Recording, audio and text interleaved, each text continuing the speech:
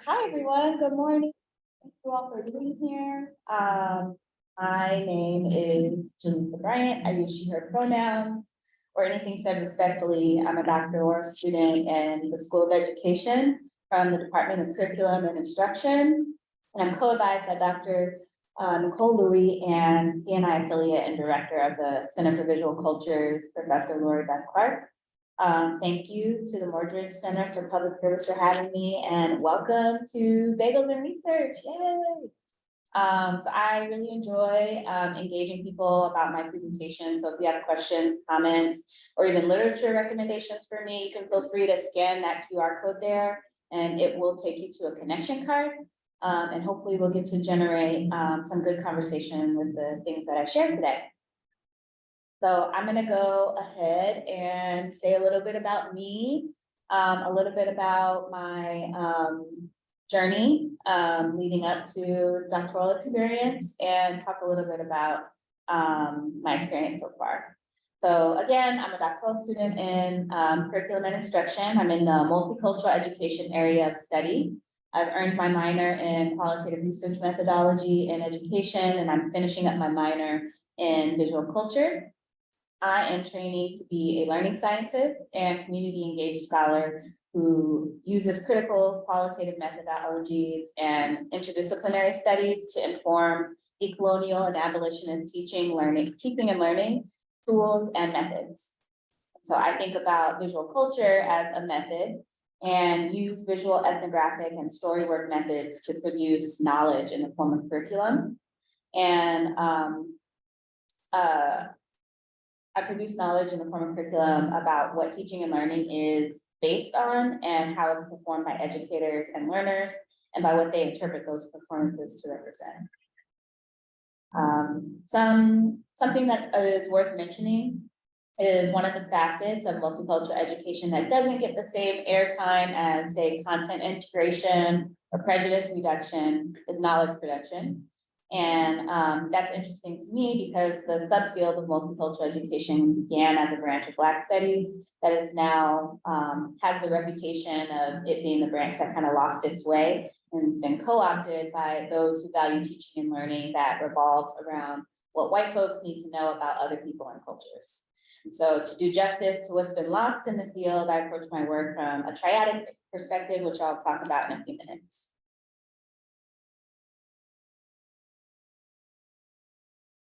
All right, so our discipline, curriculum and instruction, has a lot of sub-disciplines, particularly at the University of Wisconsin-Madison.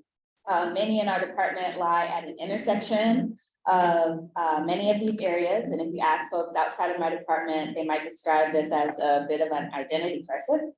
But the department assures us that this is a flexible approach to thinking about the activities of teaching and learning, particularly with additional interdisciplinarity within and outside the School of Education.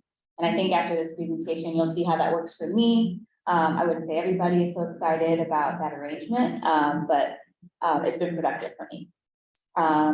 In the multicultural education area, I focus on, again, knowledge production for and about pedagogical work in informal learning spaces, community-based educational spaces in particular, which is an area of study that's been gainfully examined by some of you may know her, Dr. Bianca Baldridge, and I lean on a 2017 piece of hers in particular to conceptualize learning, development, and the design of curricula and learning environments in the context of informal spaces, given my experiences and training, and most of the literature that focuses on the education of the educator, curriculum development has a focus on formal training through teacher education programs. And so some of my critiques of these programs is derived from the struggle of having to navigate so many arenas. And I'll talk about that later when I share some reflection at the end of the presentation.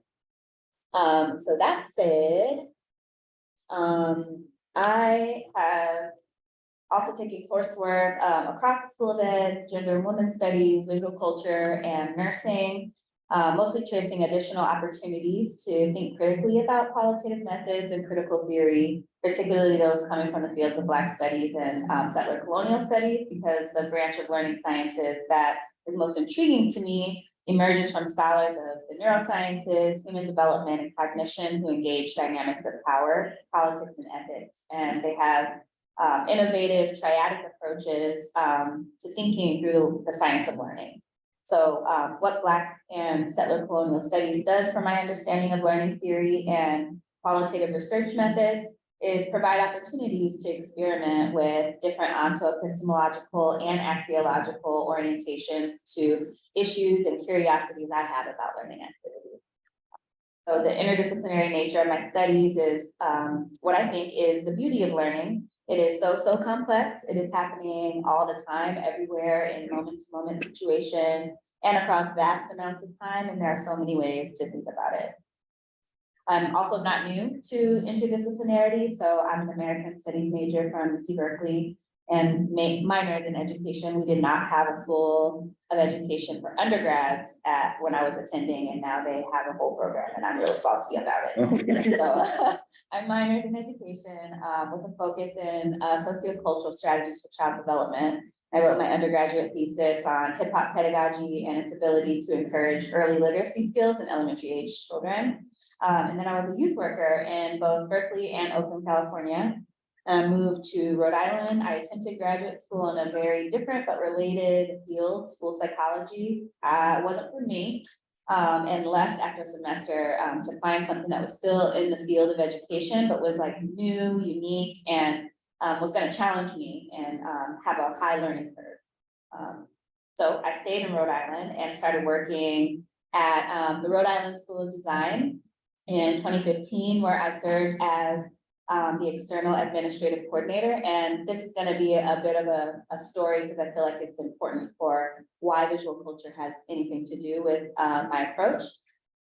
So as that external administrative coordinator, I managed a lot of the department events, gallery shows, field trips, scholarships, entrepreneurial opportunities for students, particularly non-binary and gender fluid students, because they were having a hard time getting their work out. And internships was also a part of my labor, and added to my responsibilities after seeing how all of those things went was this community engagement role where I collaborated with an amazing art collaborative called AS220, which is in Providence, Rhode Island. They have an amazing history. If you have any time in your really busy schedules as scholars to look them up, they have a really great resistance story and resilience story. And so together we built up an artist speaker series called Real Talk that helped call Black and brown artists to the Providence area who are working in the entertainment industry. And just a little background about the department I was in illustration, but a lot of the faculty members were classical painters. And so many of the students who were coming in really wanted to work for like Cartoon Network, Nickelodeon, the things they grew up watching, to be working in the entertainment industry. And they were clashing a lot about what constitutes learning at this university and how is it going to be gainful for the employment opportunities that the students are seeking. So we tried to do a little bit of networking in that way, and also to build a bridge between the city of Providence and its really elitist school that puts up a lot of gatekeeping mechanisms to keep the folks who live in the city from being able to stay and maintain their education there. So this series was designed in response to student creative strategies to resist the overwhelming whiteness of the institution by demanding the presence of more non-white faculty and staff, as well as more financial, social, and wellness supports for multiply marginalized students who were brought to the university without proper supports for staying there and graduating. So this is my first time being in a role like this, and I think more importantly, my first time seeing formal learning that didn't have anything to do with reading and writing. And I'm also observing this happen in the midst of student-led movement and rebellions. And so it was about, the learning itself was about taking ideas and creating material and digital objects with them. And the students' fight was to be able to do that in ways that reflected their lived experiences and cultures. And so it was very apparent amongst the student body that their faculty didn't have what teacher educators call pedagogical content knowledge, or the knowledge of how to teach, what content to teach, and how to manage both of these in the context that they're situated in. These students are asking for something that can't be given because the human resources aren't readily available for them, and the financial resources aren't readily available for them. The context for these classically trained artists that serve as faculty changed with new initiatives at the university, bringing in underrepresented students, but those initiatives were not designed to support students' learning and sense of safety to continue learning in ways that felt dignified and significant to them. And so during this time, there were several cultural strategies happening, which is the term that artist organizers use to conceptualize resistance movement in and through the arts. And so my entry into the work and that I took on with students was after they spoke about one of their strategies, a documentary called The Room of Silence. It was a film describing the frustrating and angering experience of creating critical artworks and being met with silence in the room. And they came to our department and I sat in on the meeting and offered myself to their cause if I could be of any help to them. We ended up working on a couple of movement activities. And so happy to answer more questions about that experience in our discussion because there's so much more that I could say about that, but suffice it to say that the role opened up a whole new world of possibilities for me. And all of those experiences have shaped me into the scholar that I am, the scholarly interests that I have, and what I'm up to in the academy. So I'm going to switch back to talking a little bit about fields and American studies in particular, and sort of make a connection between this idea of triadic approaches. So I'm going to go to this screen, which I realize is not the best for this setup. So my apologies for all the tiny language, but I'll explain what's there when I get to this section. So some of you know that American studies engages triadic analysis quite often and generatively. Triadic analyses are analysis that focuses on the relations established by settler coloniality, and particularly the context of the United States nation states is what I focus on, and I believe that wrestling with power, politics, and ethics would necessitate analysis like this of the ways that particular forms of teaching and learning have been systematically stiffened to by neoliberal, capitalist, and imperialist desires to either being erased or replaced, as in the case of Indigenous education, or viewed as the only possibility and cultural deficit, as is the case with Black education. And so I'm most interested in the part of the triad known as the slave, or here you'll see it says chattel slaves, which is the relationship that I believe Black education or anything that's Black or Blackened has with nation states. I'm interested in this relationship, the slave, which I think often gets confused with an identity. That is not what I'm talking about. I just want to be clear about that. I'm talking about a relationship with land and really an ontological orientation to the relationships that operate to continue settler coloniality in the United States. So I'm interested in the relationship that the slave has with faith and place, and what can be dismantled and rebuilt, or what can be reimagined and built intergenerationally, collectively, towards learning futures that we want to see.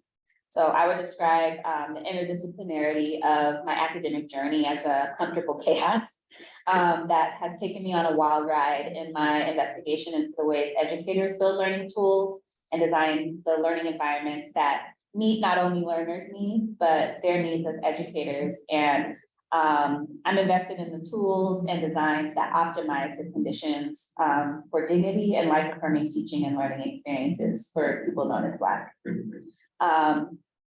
All right, so this is a screenshot of a presentation given by two learning scientists who I admire, Dr. Megan Bang, who's at Northwestern and I'm also the vice president of the Spencer Foundation, and Dr. Ananda Marin, who's at UCLA and is a Black Indigenous scholar who everyone should check out, because I think in terms of talking about two parts of the triad relationship at one time, she is the person who I think is doing really generative work around that. Both of them use the triad to explain relations through the lens of historicity and power. which I find extremely useful for my thinking and practice. And so this image is from a virtual lab that I'm a part of, full of learning scientists that are cross-institutional, international, and focus on the impact that culture has on learning and what power politics and ethics have to do with that. All right. So I'm going to talk a little bit about the projects that I'm in. I'm up to. And so the first one is this curriculum development for an independent grassroots organization in Madison. It is a curriculum for a course that is 12 weeks. It's offered to Black families who have a relationship in some way to Madison, Wisconsin. So each week, twice a week, they gather to learn and practice trauma reduction exercises that build resilience and resistance to white supremacy racism and white supremacy culture. So the task for me is to produce 2 sets of curricular materials. One is for the organization to use as it branches out and has different locations, and another is for other organizations to use so that they can apply it to their own population. Teaching and learning. The approach to curriculum development is experimental, and I'm going to move our little chat here so I can see what I said, and dynamic due to the way pedagogical work shows up in and throughout the course. So teaching and learning, again, can happen at any time with anyone. That's the approach that we hold. Teaching and learning is not something that's always specialized. It's everyday activity. So we're really trying to hone in on that, and ask questions around who is being seen as a teacher and who is being seen as the learner, and are these always static positions, or do they switch, and why? Why would that happen? So yes, teaching and learning can happen at any time with anyone in moment-to-moment activity, an activity that occurs across time, and then many who facilitate and or take the course have taken it several times. So there's cohorts that last 12 weeks. Sometimes they come back 2, 3, 4 times. Sometimes they take a master class, which happened once. It's really, really a tremendous enterprise, and the range of diverse people who come into this space, even though we have this identity marker that we have the same, is wide. There are folks who are international. There are folks who have touched base in some way with Madison, Wisconsin, but maybe somewhere else, who tune in. This is all virtual course, and has really woken me up to a lot of the dynamics I'm trying to engage. And so my interest as a learning scientist and community engaged scholar is what teaching and learning by Black people for Black people looks like when it's invested in refusing the cultural, historical, and political influences of white supremacy culture, while not denying that those influences in Black culture are in but not of that system of oppression. So I think it's generative to theorize in how teaching and learning can help us get more free when we, even as a researcher, consultant, teacher, or participant, receive life-affirming content while challenged with keeping ourselves in integrity with interconnected collectivist teaching and learning styles. So it is, in my opinion, one of the strongest accountability systems I've experienced in my own learning, and I'll talk a little bit about that when I talk about ways the university makes this complex. So the next one.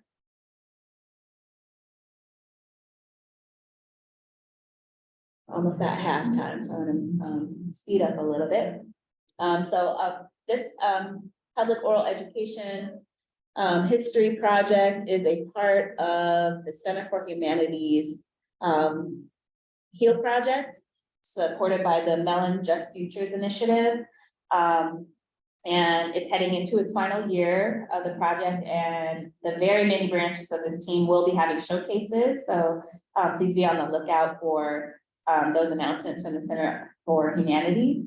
But this project is in part being conducted by Black Madison Voices, which is the research lab that I'm a part of. We have a website, please check us out. It's blackmadisonvoices.com. And if you're eligible for an interview, please fill out our intake form, which is also on the website.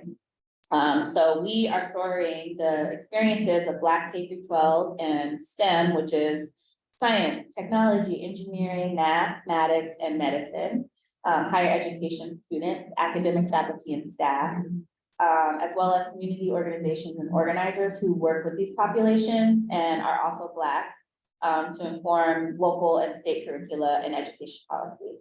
So we have lots of branches who are doing work with Black and Indigenous groups, lots of geographers who are also included in this project. And I look forward to seeing how things come together as we move along.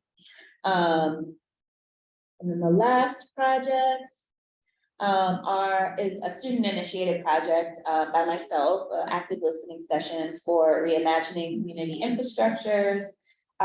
It's sponsored by several centers on campus, and I organized these out of a desire to sort of move away from the context of the university while using university resources to help in the way that I can, with creating connections and abundance mindset in the Black community. So I practice community engagement by building organic relationships over time and across space and seeing where my studies and interests align in two ways. One is with curiosities, and with curiosities, I have as a Black person in Madison because I'm not disconnected from the specific context of white supremacy that exists in the city.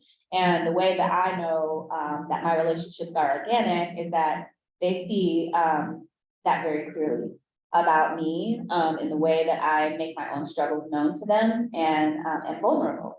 And so the organic engagement of being able to recognize that in the organic engagement of being able to recognize that in one another is key to making this work.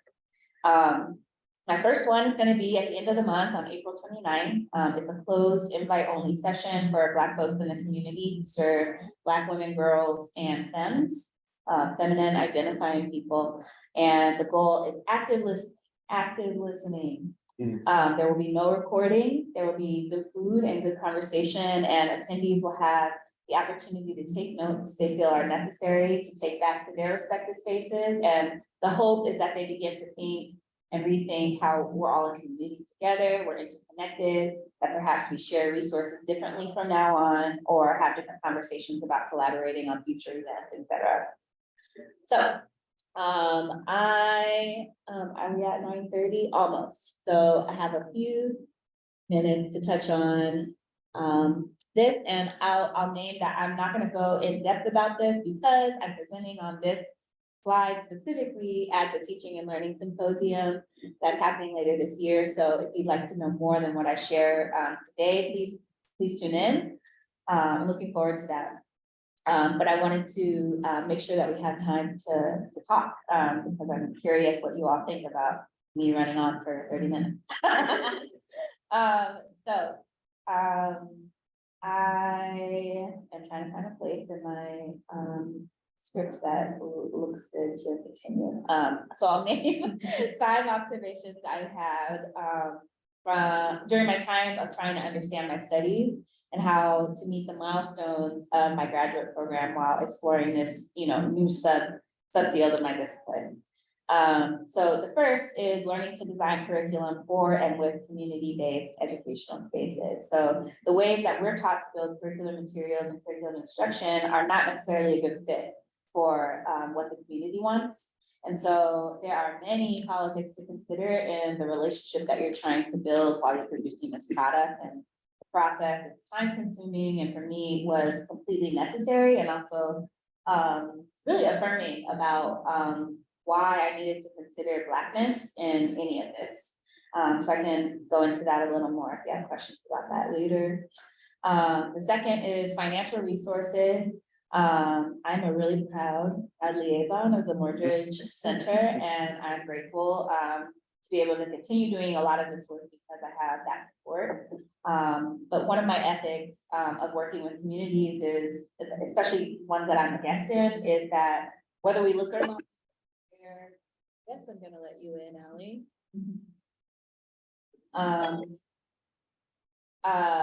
whether we look alike or share cultural repertoires or not, I try to stay out of the financial resources of community organizations to the extent that I can, and to the extent that we can still get the work done. And I can lean on university resources to give back to the community after so many of the relationships have soured due to extractive, exploitive research that leaves organizations feeling unfulfilled. So can talk a little bit more about that if you'd like to engage that. The third is project management, and this is like the biggest learning curve for me personally. Project management, once you master a system for yourself, is a blessing and a curse because the activity is so dynamic in learning spaces that are run by the community. So you have folks doing their job, and their job is not just being a teacher or a learner. They're a mother, they're social workers, they're chefs, they're nurses, you name it. Everyone's taking on labor and responsibility because accountability, integrity goes beyond the call of duty. And that's something that you have to pay attention to in the management of the project so that it develops the way that attunes to how they exist and not change what their reality is. That's not the goal of the project. So the fourth is progression towards matriculation. So I'm a 5th year doctoral student, and it has taken me 5 years to have these organic relationships with people. This has been difficult because not only are these relationships that I sought out because I needed the knowledge to survive and thrive as a Black person in Madison, Wisconsin, but also because I was finding the university to be extremely hostile and competitive to the point where I felt like my safety was threatened. And I believe that no one around me really cared about my safety. I read about this multiple times in the literature that I read about Black feminists dying very early of cancer, chronic illness, all of these things, and saw it happening to people I care about, including myself. So I had to leave, I guess at least physically, from this space to find community that was going to help me survive being here. So I turned to them to feel a sense of comfort and safety, and building that with new people takes a lot of time. So I'm grateful that the relationships that I have that have become what they have become, despite the many attempts to make that difficult. And I still need to as a graduate student, I need to be mindful of when things like financial aid arrangements are hitting their maturation dates. I have to be mindful of how many years I have to complete academic milestones. And these are really hard to keep in your mind since they're mentioned so infrequently, and it really is the responsibility of a graduate student to keep track of. There's no one to blame but me. So I juggle that. And then the last is fifth, and certainly not least, but preparation for the professoriate. I do have intentions of becoming a professor. I would love to be affiliated with so many things. And that's my interdisciplinary problem, and but you know, I always question, how does what I am doing prepare me for a job as a professor? And I get that question a lot. So something that I lean on is that virtual lab that I spoke about for community, particularly as a scholar in an emergent subfield. It is important to maintain contact to groups like this, so you can stay abreast on how the field is moving as it grows, and see where you can find your place. And I feel like that space has really reassured me that it is okay to not have all the answers to this, because we don't have an answer. Like, we are very much experimenting around this, and just your presence is enough. Like that feels supportive, and I wish that I could relax more into that. But again, like I need to graduate. I need to graduate and be hired somewhere. So that's it for me. Again, there's the QR code if we don't get a chance to address what you'd like to talk about in the next 20 minutes. But thank you again. And if you would like to know more about the public oral history project that we're doing with Black Madison Voices, there's our website and also our Instagram.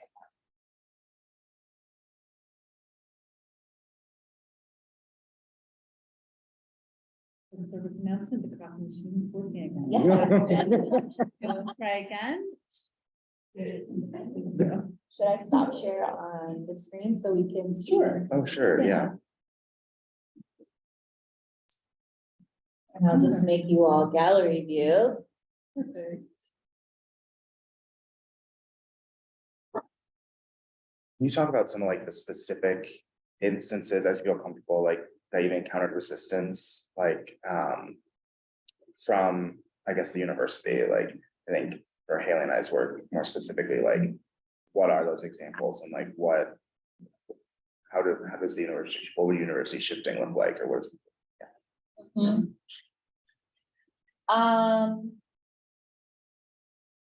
I don't know if I would categorize this as a resistance and more just like a, it's more of a systemic failure, I think. It was hard to reconcile learning sciences in this emergent focus on community engaged scholarship. If I wanted to study learning tools, the design of learning environments, there's not necessarily a scholar who is taking that up in the learning sciences to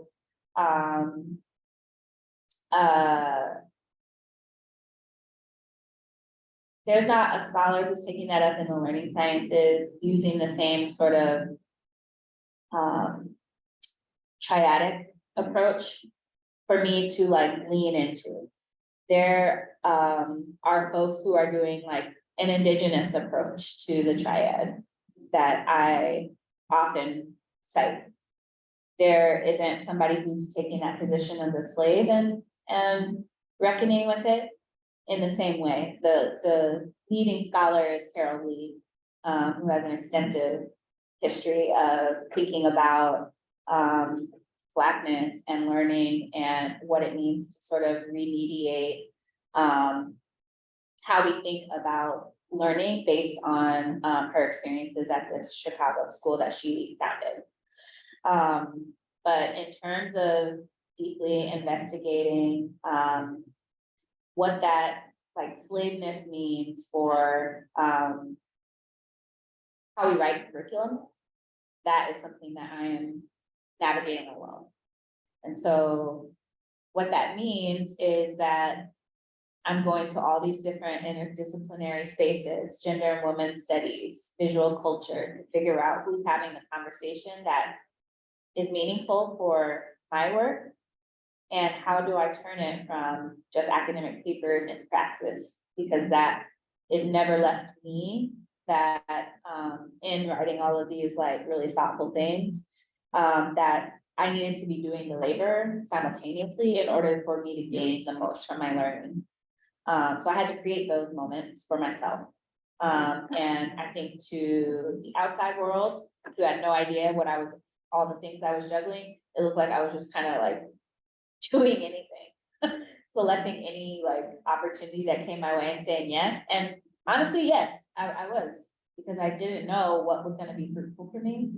And I needed to be experimental about that. So that's one thing.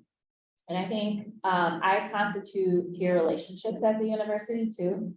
And I think that's what delayed me the most, is like feeling like I could trust people with generative ideas, and then them being stolen, them being you know, like, I'll tell you one experience. I went to a conference and ran into a group from the institution who used almost a replica of an abstract of a presentation I gave at another conference. And I sat in the session because I really wanted to understand why that happened. And it ended up being something different than what we presented, but I just found it funny. I guess funny is not the word, but I'm gonna use it for now. I just found it really, you know, kind of aggravating that that is a thing. And that even when I'm physically present, there was no like mention that that's what happened, when the atmosphere was telling us that we all understood what was going on. You know, like the body language, the not wanting to talk to me, it all was kind of emerging at one time. So, yeah, things like that happen often to like new work in general, but I wasn't expecting that to have such an impact on how I navigate resources here. Very different from my experience at Berkeley, where it's like, I had a group of folks who just cheer me on and we cheer each other on. It was not like I needed to grab things from you because there's scarcity here. There's an abundance of resources and ideas, and the fact that these are new emergent ideas means that there's so much more to be discovered. Why is it that this is a part of our experience? And I think that's my biggest stopgap, is having to deal with the emotional aspect of that.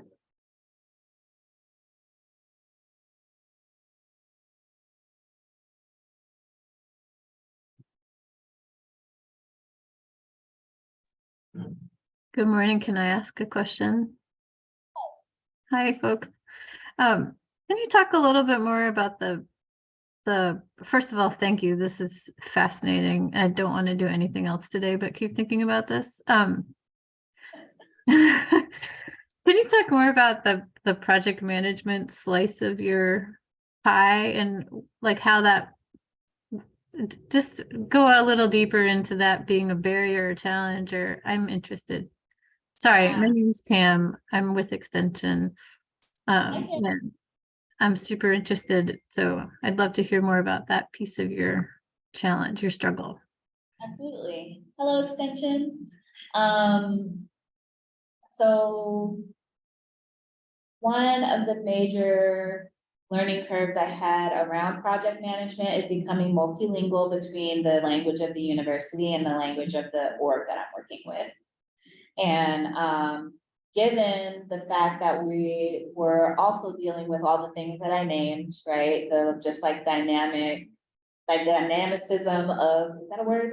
You know what I'm talking about. Yeah. The things that just kind of pop off on a day-to-day, moment-to-moment basis is also important for the writing of the curriculum. I don't want to try to write it. I think this is a mistake that formal curricula do. Often is try to script something that is very standard and straightforward, and there's like 4 objectives you have to absolutely meet them in a particular kind of way, and then test, and then somehow success has been made, right? The curriculum that I write is not that. It has learning goals and objectives, but the opportunity to learn is seen in your ongoing effort to just continue to try because for the curricular project, at least,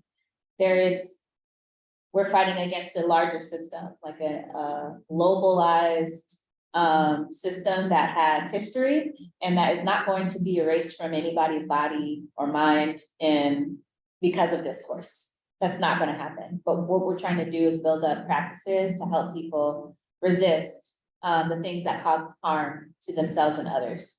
So that said, trying to manage what I'm learning in school as a student, and then as a student of curriculum development, also producing a product by June, because that's my deadline, is hard. It's so hard. I have no idea what's supposed to go on a project management, anything. Like I tried to use Trello and all the things, right?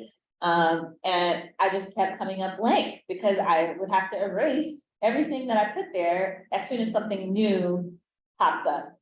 And so what we had to do was just figure out, like, look, these are the capacities that we have. If they change, we have to be okay with them changing spur of the moment.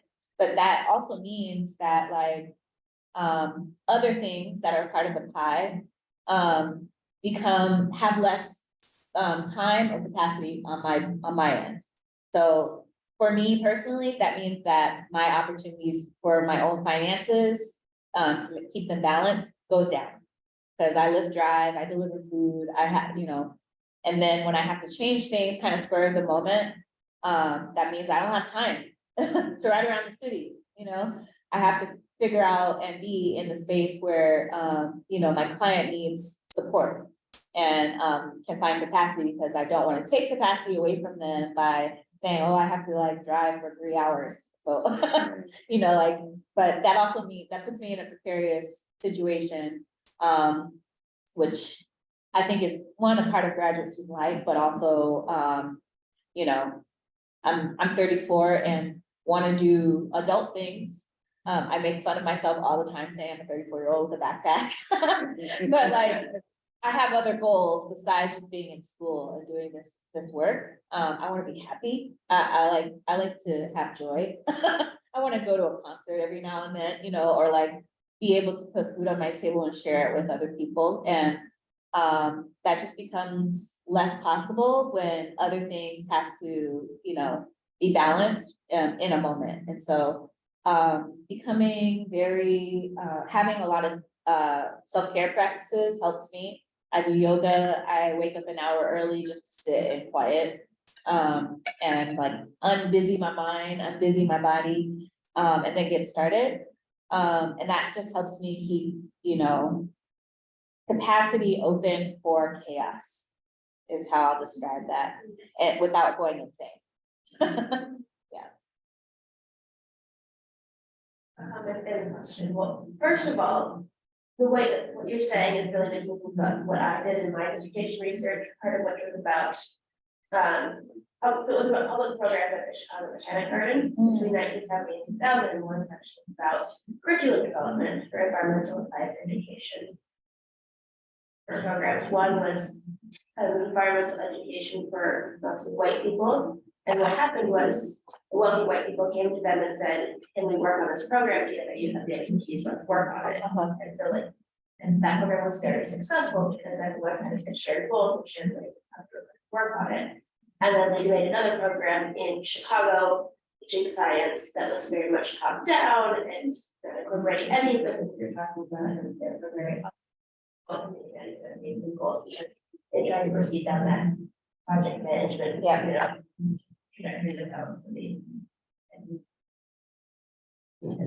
Yeah. but my question has to go back, it's going back to, you mentioned like the relationship with space and place and learning environment.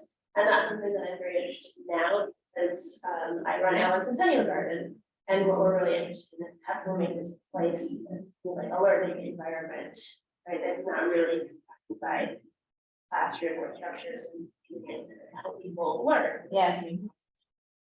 So I'm interested to know what you guys learned or thought about or read that's useful thinking about outdoor spaces or using those walls. Okay, so first I want to say I love Allen Centennial Garden. Oh my gosh, like I love flowers. I love any of the botanical garden, so I'm really happy to hear that you're in the space. Thank you for being here. And thank you for your work. Because every year that I get my adopted plant, I'm very My spider plant is still alive from last year. So thank you. Yeah, space and place is, I feel like I explore that most generatively in geography with geography scholars. I'm not a geographer. I did present for my first time in Denver. Gosh, when was that? It wasn't long ago. The 26th, we were coming back. So I presented the 25th of March with a human geographer who is one of my favorite collaborators named C. Nelson. And we were on a panel called Land and University. So what I know about this particular conference, the Association of American Geographers, AAG, they have an annual meeting. I think the next one's in Hawaii. And the next one after that in DC. So we presented on a three-part panel called Land and University. And these are all folks who are talking about that triadic relationship that the university has with land grant,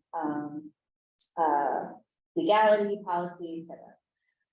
Our panel had the privilege of, when you were talking about the project and at the Chicago Botanical Garden, there was one person, from UNC who is doing a land back abolition project where, indigenous, local indigenous tribes, Native Black folks are coming to the students and faculty and telling them, this is what we need the university to do, and then the students perform the labor in collaboration with and alongside community folk. So I thought that was admirable because they're using a range of methods, archival methods, like agricultural methods, like so many things to produce the outcomes of that project that were pretty much unknown when they started. So everything is kind of like a social experiment, which is up my alley.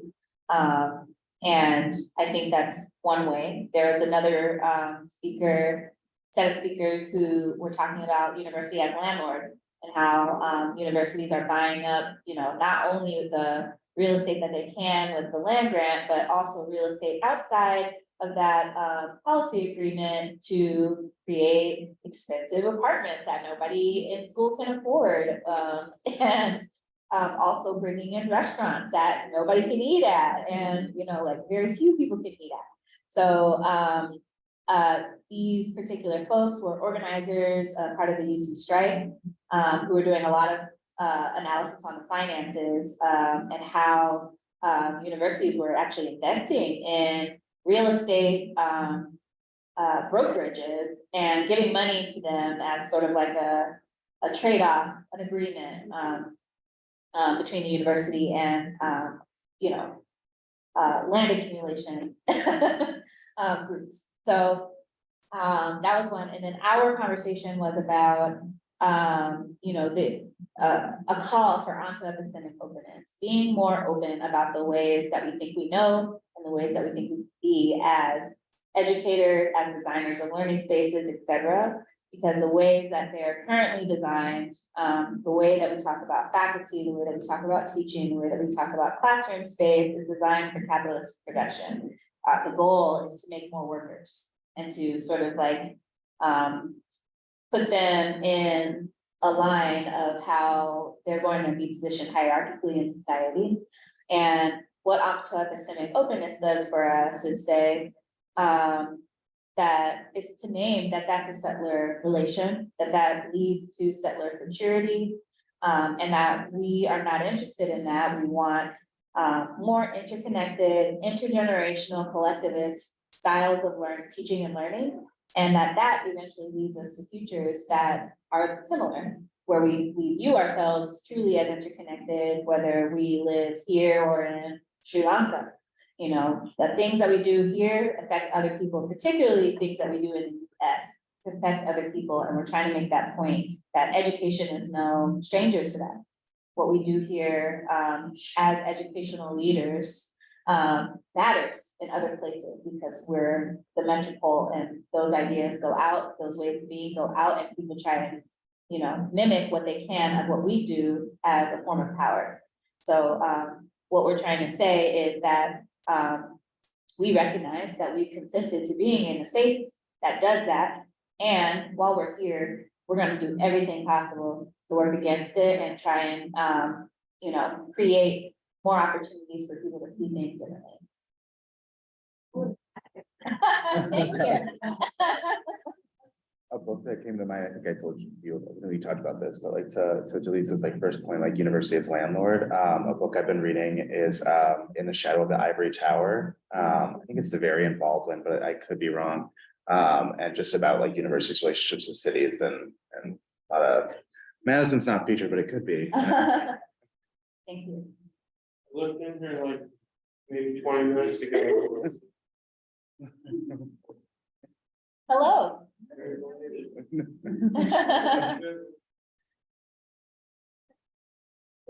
Yeah, thanks for, first of all, thanks so much for your work and also like for willing to be vulnerable with us. I really appreciate that.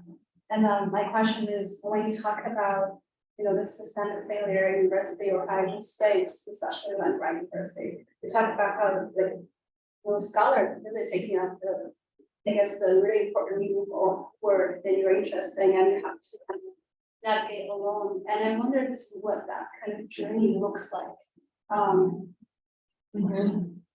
Yeah, that's a good question. Thank you for that. I think about that. I journal so much about, how I feel in the process, because I genuinely am scared for my health. Being a part of this system, like, I don't take it lightly that Audre Lorde, Bell Hooks, Barbara Christian, these are all people who I admire their work, and I think that they did important things and contributed important thoughts, and they died early. I don't think that that's an accident. So I just try to be really, really careful, like, part of the active listening session and why I chose to focus on Black women, girls, and femmes first is because I need to stay safe. I feel like I feel scared all the time that, like, this is gonna kill me. And I shouldn't have to feel that way, but I do. It's a very, like, it's something that I, like, it just feels like my shadow, that this is a threat to my health, to be doing this work. And at the same time, those same scholars are like, but I love being with my people and my folks, and, like, that's how I feel. And so,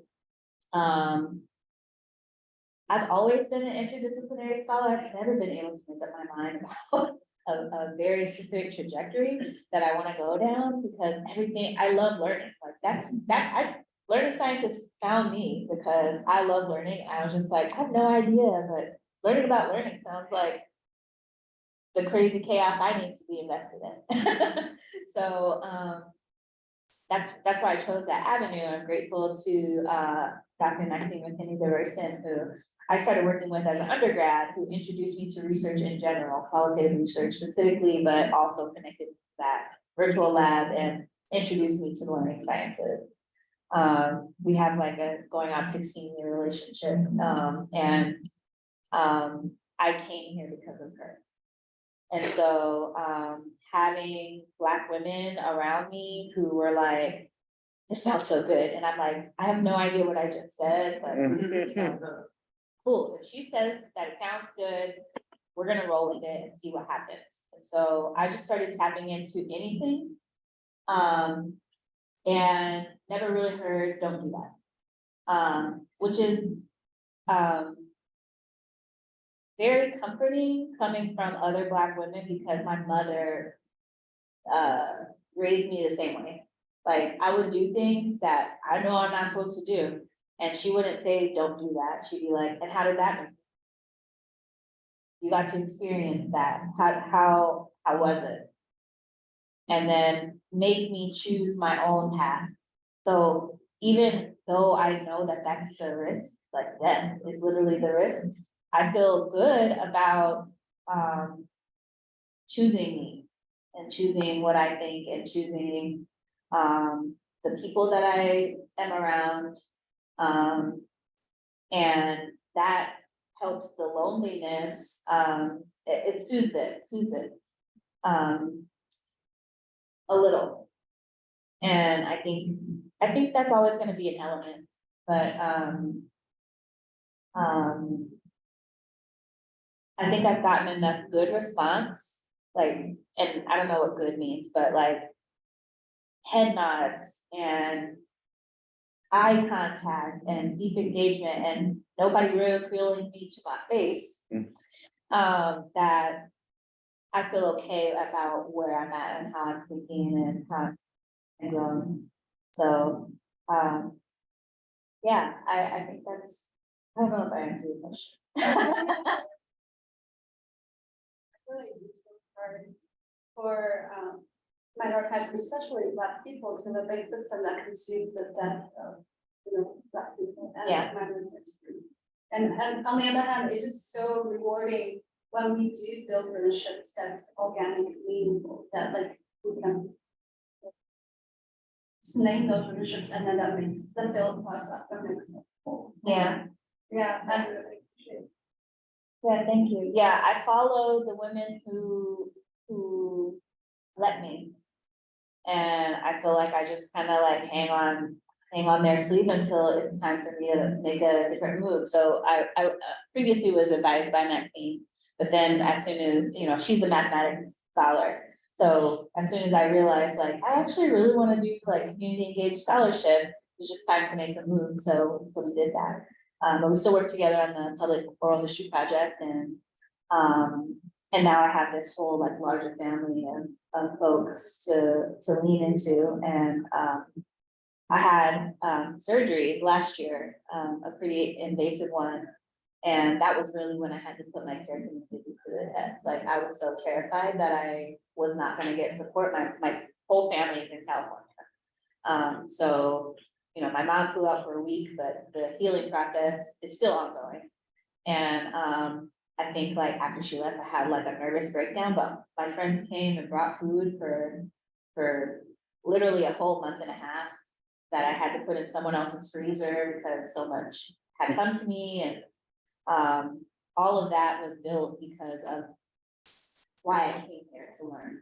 You know, like we create relationship because of the things that I talked about today. None of them are disconnected from it, and that is what is making this fulfilling. It's like I never separated what I want to do as a career from who I am as a human being and what I need to survive, which also makes it really risky and scary. Yeah. And emotional. I really like when you talk about imaginary some chaos. Part of it. Beautiful. Yeah. Thank you.